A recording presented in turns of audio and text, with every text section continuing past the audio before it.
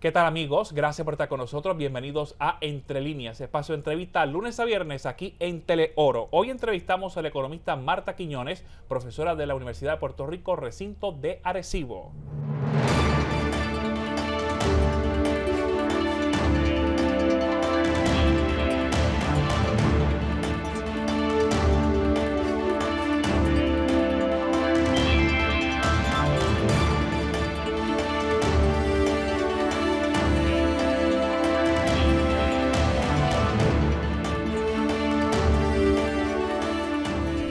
Marta Quiñones, gracias por estar con nosotros. Bienvenida aquí al Canal 13.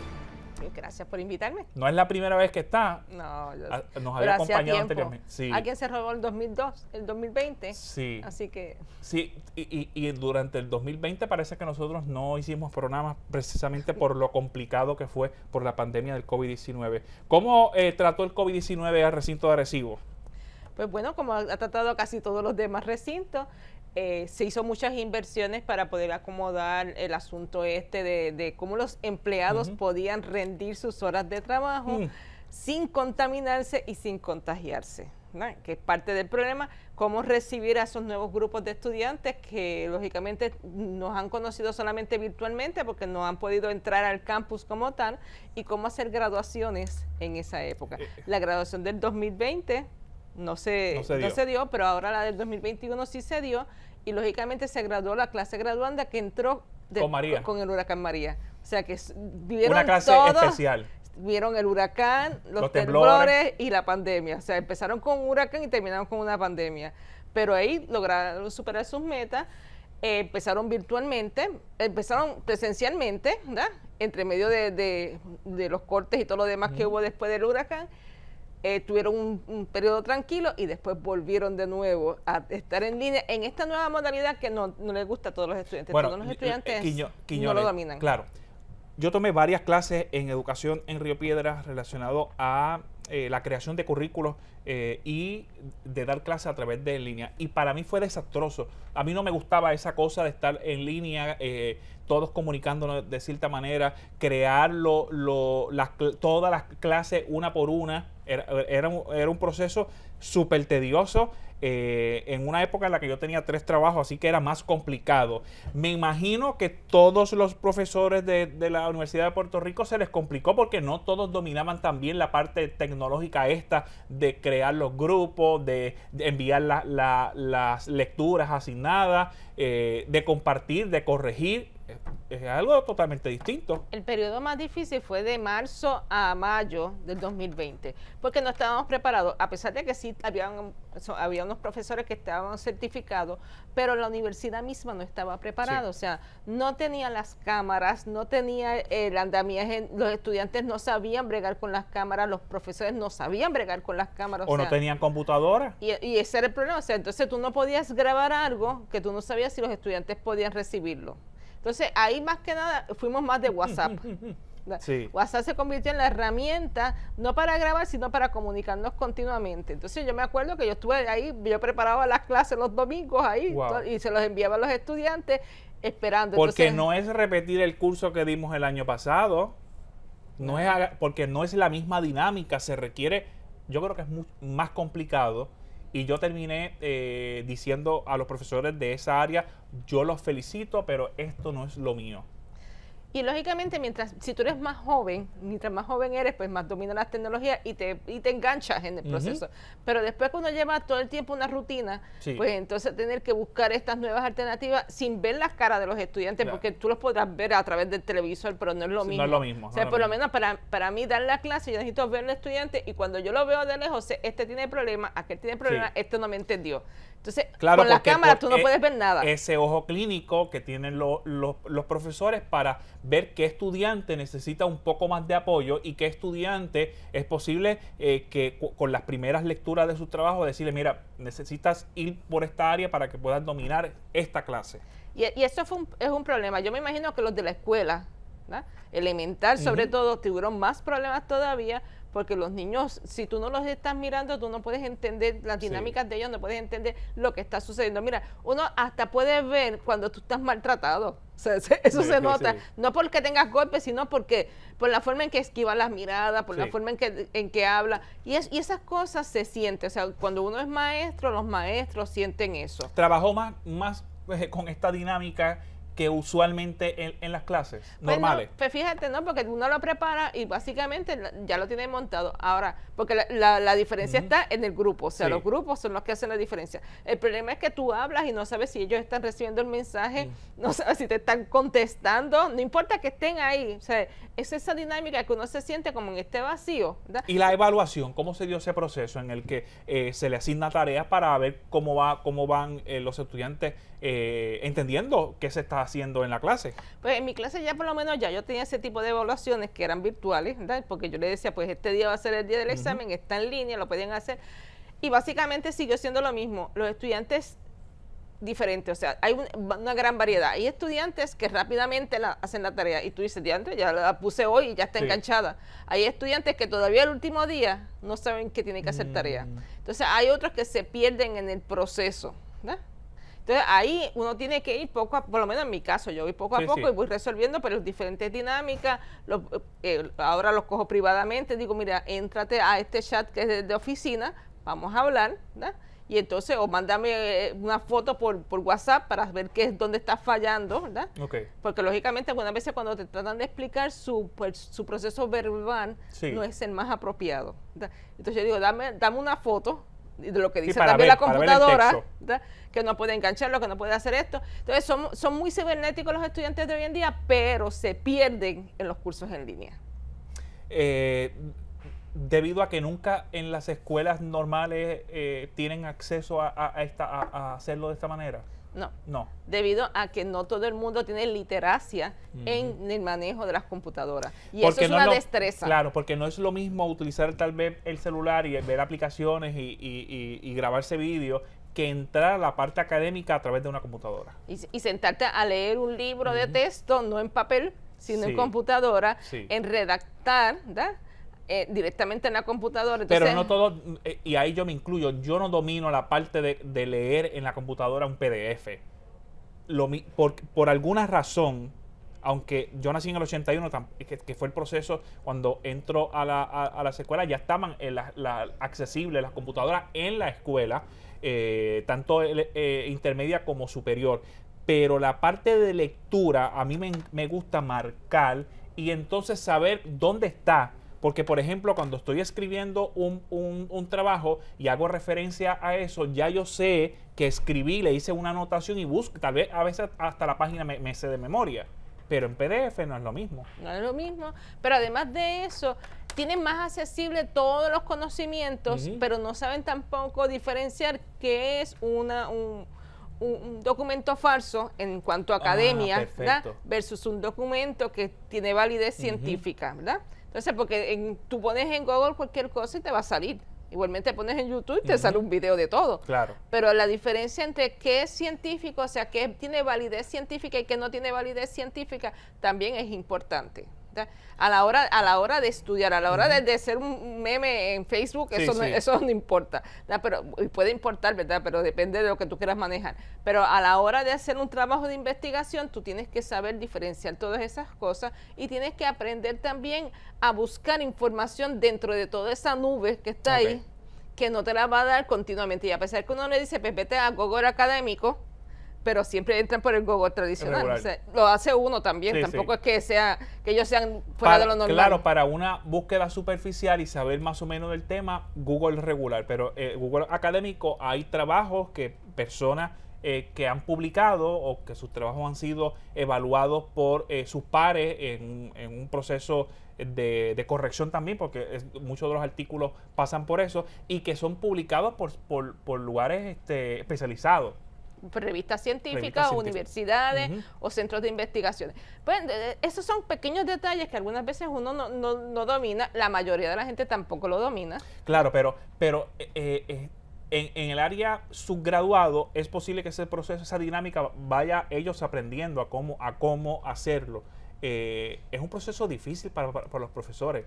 es difícil, pero también es difícil de acuerdo a tu disciplina. No es lo mismo dar un laboratorio, ¿verdad?, con procesos químicos en internet, que darlo a tú ahí y equivocarte y que te explote. Sí. O no es lo mismo para los de comunicaciones, sé que tenían que tirarse a la calle a buscar noticias, a redactar, a buscar información. Ahora todo lo tienen que hacer en línea, entonces es difícil para ellos hacer todo ese proceso. O sea, depende de cuál sea tu disciplina, puede ser más fácil o menos fácil, ¿verdad?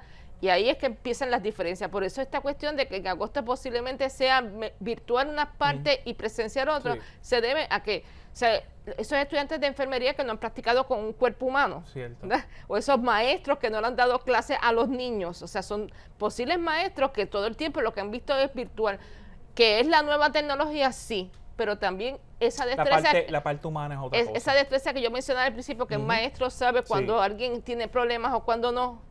O sea, se desarrolla viendo al ser humano en ese proceso social. Y estos niños no han tenido ni siquiera el proceso social, ni los profesores tampoco. Es importante entonces evaluar que para agosto sea híbrido esta dinámica, que ya la parte virtual vaya minimizándose. Va a ir minimizándose. O se va a quedar ahí. Esa es la parte, se va a quedar, porque es parte de esa revolución industrial cuarta que tiene que ver con todo esto. Pero tiene que ver también ese contacto humano. El contacto humano es parte de nuestro desarrollo social. O sea, en sociología te dicen que los seres humanos vivimos en grupo. Y si vivimos en grupo, por eso es que la gente está loca por quitarse las mascarillas, por eso es que la gente le dijeron que puede salir y salieron todos a tropes por ahí. Sí, porque estamos cansados de este proceso, pero hay que cuidarse para no contagiarse. Profesora, cuando regresemos de la pausa, continuamos hablando sobre este proceso que transformó a la Universidad de Puerto Rico en cierto sentido, porque se resistía a estos cambios. La verdad es que se resistía. Había muchos profesores con las ganas de hacer currículos en línea adaptados a las nuevas tecnologías, pero la universidad no había un tranque, una cosa que no quería, pero la pandemia del COVID-19 dijo, esto hay que arreglarlo y ya. Es que el problema es que hay profesores de diferentes generaciones. Sí. O sea, las generaciones también influyen, ¿no? Y no significa que un profesor más viejo no pueda dar en línea. A lo mejor sí, ¿verdad? Pero hay otros profesores que están acostumbrados a otro tipo de dinámica y con eso se resistieron. Y lo que fueron fue a dar cursos por correspondencia casi, o sea, por internet, te mando el trabajo, tú me contestas. Y es parte de esa dinámica. Claro. Por lo menos las 3 personas que tomé clase en educación en el área de tecnología eran personas mayores y que estaban insertados en ese proceso. Había de cierta manera, cuando digo mayores, pasado los 50. Sí, hay un profesor allí que casi tiene 60 años, que es un duro en esa cuestión de la tecnología, y todavía sigue porque todavía lo consultan y está ahí porque básicamente él maneja eso, y desde que empezaron las cuestiones estas a discutirse, él era de los primeros que presentaban sus ponencias en defensa de los cursos en línea. Bueno, sobre cursos en línea, sobre el futuro de la Universidad de Puerto Rico y sobre los recortes que continúa teniendo la Universidad del Estado cuando regresemos aquí a Noticias 13.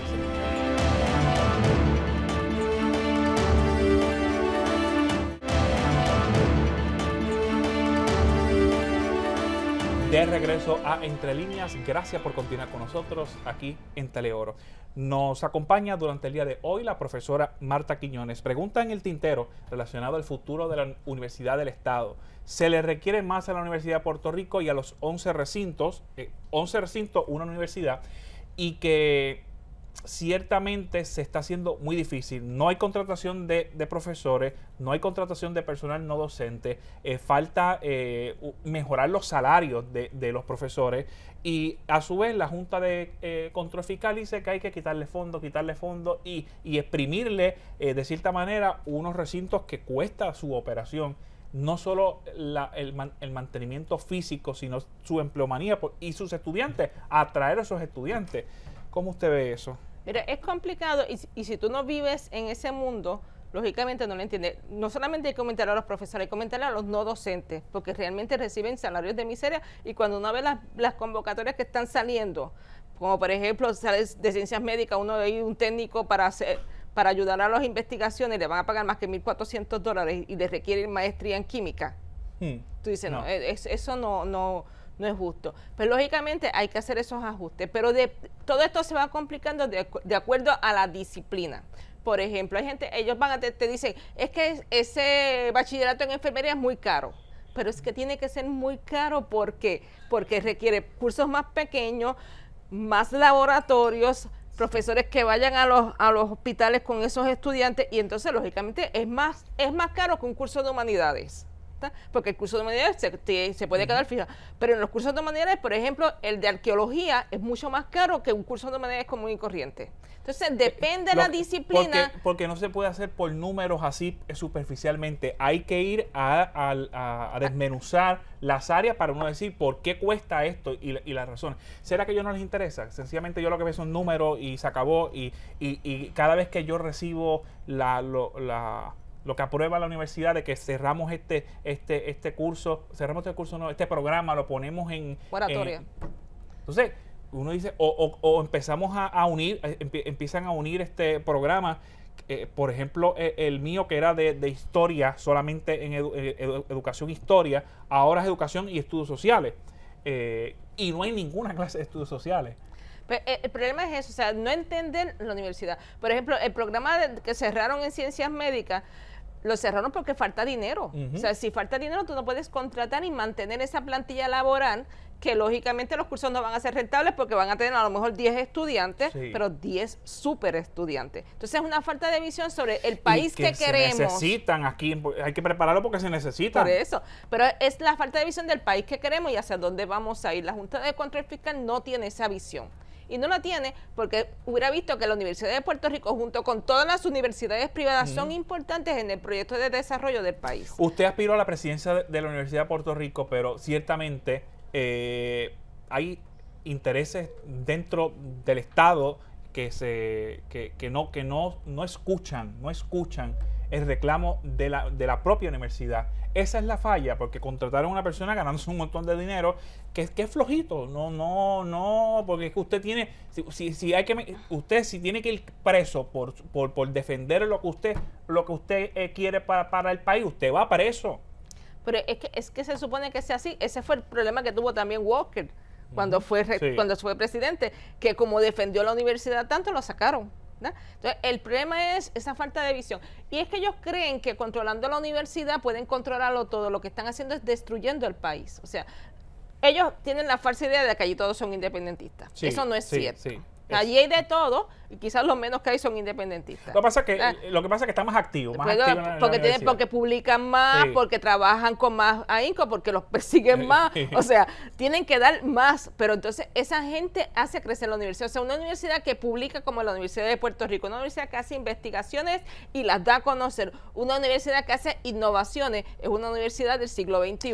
Esa universidad del siglo XXI hay que entenderla porque es una universidad diferente que construye el país. Y además obliga a todas las universidades privadas a estar en el mismo ritmo, para mantener la calidad tanto de su docencia como de su enseñanza. Se espera que los profesores de la Universidad de Puerto Rico, prácticamente todos son doctores, no conozco ninguno que no estén en ese proceso, en su materia.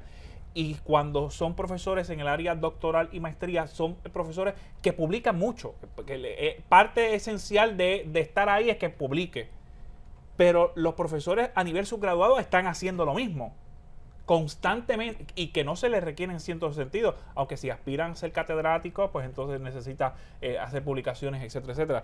Pero este profesor normal de subgraduado, mal pago en muchas ocasiones, con muchos grupos, en muchas ocasiones, todavía publica en revistas especializadas, en revistas a nivel internacional, y que publican en los medios de comunicación con sus columnas y que publican libros a nivel local, los tiene en la Universidad de Puerto Rico y no le saca provecho. Los tiene, y lo peor del caso es que muchos de los profesores que no tienen plaza, que están a nivel parcial, tienen doctorados también. Sí. y son buenos, o sea, porque publican también, a pesar de que tienen que ir en 3 universidades a dar clases para completar su jornada y sin ningún beneficio, ¿no? Porque no tienen el derecho ni siquiera a que le den algún dinerito para la investigación.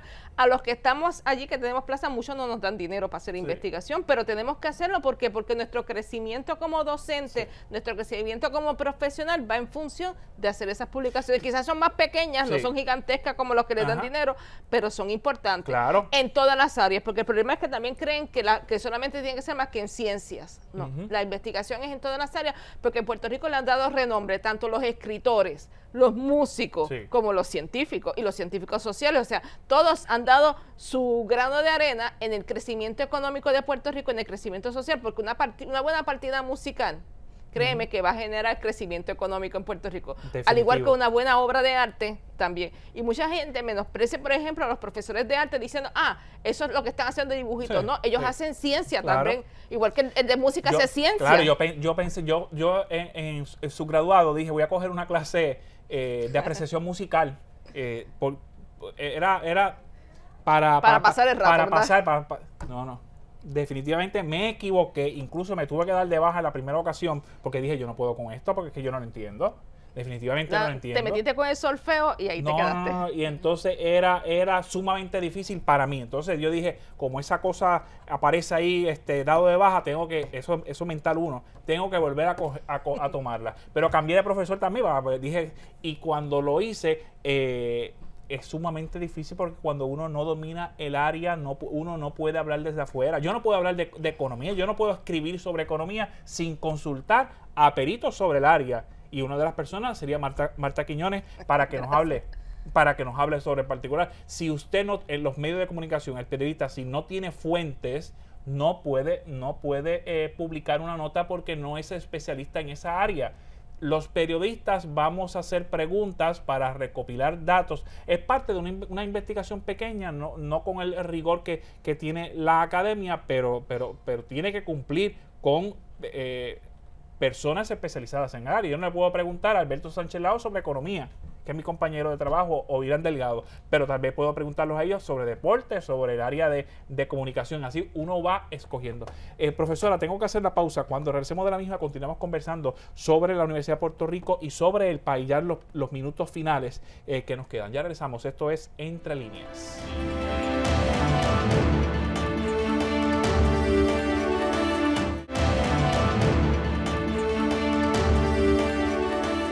De regreso a Entre Líneas, gracias por continuar con nosotros. La conversación, más que una entrevista, con Marta Quiñones durante el día de hoy, profesora de la Universidad de Puerto Rico, recinto de Arecibo. Pregunta en el tintero, ¿la Universidad de Puerto Rico debería tener los fondos necesarios para continuar siendo el norte del país, preparar a una cantidad de profesionales que realmente necesita? En realidad necesitamos los fondos por lo mismo que especifica anteriormente. No todos los bachilleratos ni todas las maestrías son iguales y requieren una inversión grande de dinero, ¿verdad? Así que es importante eso. Necesitamos contratar los docentes preparados. Nuestros docentes también se están yendo, porque si no consigues una plaza, o sea, conseguir un tiempo completo en la universidad y tienes un doctorado, algunas veces hasta 3 doctorados, pues lógicamente estas personas tienden a irse de Puerto Rico porque le ofrecen otra alternativa y salen las noticias que se están yendo la gente que está preparada. ¿Pero por qué se están yendo? Porque no le estamos abriendo las plazas de trabajo, ni siquiera ni en la universidad ni en los demás espacios donde tienen que estar. Hay profesores que tienen muchos años trabajando sin una plaza.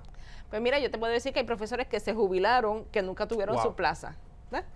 Y que estuvieron ahí peleando todos los años con contratos, pero lo único que se los daban tiempo completo porque eran en áreas de escaso reclutamiento. Pero entonces se están jubilando profesores de materias difíciles, o sea, que son difíciles de conseguir, que tú no levantas una piedra y aparece, o sea. Pero también, profesora, los otros días vi una convocatoria de la Universidad de Puerto Rico, el requisito era doctorado y el salario era $1,600.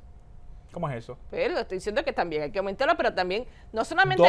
pero ¿sabe cuánto cuesta hacer un doctorado? No te da ni para pagar el préstamo. Lamentablemente, en mi caso también, que tuve que tomar préstamos estudiantiles, cuando uno saca la cuenta, uno va a decir, pero perdí el tiempo, porque cuando me toque pagar eso, no voy a poder.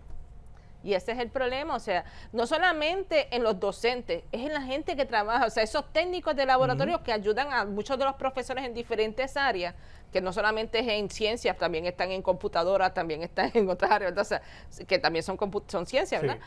Pero esa gente, pagarle $1,400 y les requieren un montón, y además de eso tienen que estar allí continuamente, se quedan nada más por los beneficios laborales, pero si tú también le estás cortando los beneficios laborales. ¿Qué beneficio laboral? Porque se lo estás quitando. Por eso, porque antes se quedaban, pues porque le daban un plan médico, porque le daban un sistema, porque pagaban el sistema de retiro, porque eso es pagado por uno, pero tenías ese beneficio también, y lógicamente te daban una serie de beneficios. Si te los quitan ahora, que es parte de los recortes, pues lógicamente es parte del problema de que porque la gente preparada se va de Puerto Rico, porque los estamos maltratando. Y Puerto Rico tiene su mejor recurso, es el recurso humano. Los tienen más preparados que aún en Estados Unidos, por eso es que los reclutan aquí en Puerto Rico.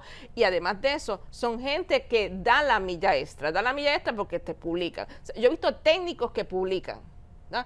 A diferencia de profesores que algunos no publican. Sí, cierto. Entonces, he visto personas que hacen investigaciones y que te hacen tremendos trabajos, pero lógicamente no son profesores y por eso no tienen el brillo de los demás, pero tienen brillo porque saben hacer su trabajo. Y dominan su área. Por eso dominan su área y se los echa a cualquiera y cualquiera otro. Después que muchos de ellos se jubilan, se van para Estados Unidos y allá los vuelven a recontratar universidades privadas de Estados Unidos, dándole mejor paga, ¿verdad? Claro. Y entonces, lógicamente, es parte del problema. Ahora no tienen que esperar a jubilarse porque a lo mejor te quitan el sistema de jubilación, así que se vas directamente y allá te van a dar esa apertura. Lo mismo pasa con las enfermeras en Puerto Rico, y los enfermeros le pagan $2,000, cuando allá te pueden pagar $8,000 por ser enfermera. Correcto. Te gradúas aquí, te montas un avión y te vas para Estados Unidos. Bien breve porque estoy pasado de tiempo. El gobierno, la legislatura y la judicatura debería contratar a la Universidad de Puerto Rico para resolver el país. Es ley. Eso ya está puesto en una ley. Nunca lo hacen porque vienen manos diversas y se meten, entonces desvían los contratos. Pero la ley dice que la primera opción tiene que ser la Universidad de Puerto Rico, porque fue un acuerdo, porque cuando empezaron a recortar era parte de la actividad extramuro que se iba a utilizar para allegar fondos para entonces generar más investigaciones. No lo están haciendo y lógicamente es un daño terrible. Podemos dar el máximo, podemos mejorar el país, pero primero el país mismo tiene que definir hacia dónde se quiere dirigir. Bueno, yo soy producto de la Universidad de Puerto Rico desde bachillerato hasta el área doctoral y pienso que la universidad sí necesitaba una transformación. Creo que va por el camino, pero no es recortando el presupuesto, porque si recorta el presupuesto, recorta el personal, la parte humana, no va a funcionar. Tenemos un proyecto en el Senado de reforma universitaria. Llevamos 3 años trabajando de voluntarios, todos los sábados reuniéndonos para hacer ese proyecto, discutiéndolo en los 11 recintos con diferentes docentes, no docentes, estudiantes. Ese proyecto lo que pretende es que la Universidad de Puerto Rico entonces se transforme en menos politiquera, pero más de políticas de acción social, de acción económica, de acción ambiental, que haya más participación y además de eso hace una junta comunitaria donde la gente le lleva los problemas a la Universidad de Puerto Rico para que entonces busquemos alternativas. Y esa es la Universidad de Puerto Rico. Un nuevo Puerto Rico, un nuevo desarrollo con una Universidad de Puerto Rico fortalecida. Yo invito a las personas que de cierta manera han estudiado en la Universidad de Puerto Rico a que presionen a la legislatura, que se lleve a vistas públicas, que se lleve un proceso de discusión. Si hay que hacerle cambios, hay que hacerlo, presionarlo. Además, cuando usted va a comprar el malvete, usted tiene la oportunidad también de ayudar a la Universidad de Puerto Rico haciendo un donativo. Cuando usted va a rendir su planilla de contribución, también puede hacerlo. Hágalo, porque si la Universidad de Puerto Rico recibe dinero del pueblo directamente, va a tener los fondos necesarios para hacer una transformación. Gracias por estar con nosotros. Hoy nos pasamos del tiempo, pero era importante conversar sobre este tema. Estamos disponibles para otras próximas entrevistas. Así mismo, Marta Quiñones, profesora de la Universidad de Puerto Rico, recinto de Arecibo, profesora en el área de economía y, por supuesto, un contacto directo sobre el tema económico de Puerto Rico y el mundo. Gracias por estar con nosotros. Amigos, hasta la próxima.